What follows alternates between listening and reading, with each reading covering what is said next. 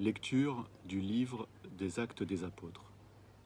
Le jour de la Pentecôte, Pierre, debout avec les 11 autres apôtres, éleva la voix et leur fit cette déclaration.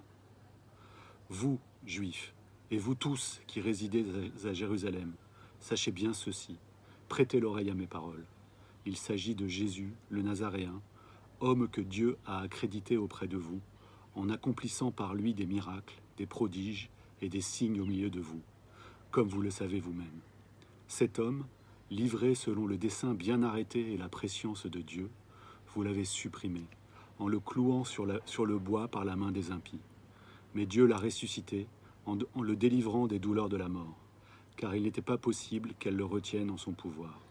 En effet, c'est de lui que parle David dans le psaume. « Je voyais le Seigneur devant moi sans relâche. Il est à ma droite, je suis inébranlable.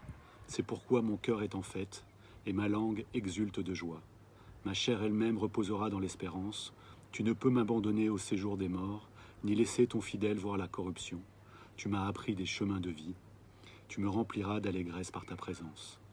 Frères, il est permis de vous dire avec assurance au sujet du patriarche David qu'il est mort, qu'il a été enseveli et que son tombeau est encore aujourd'hui chez nous.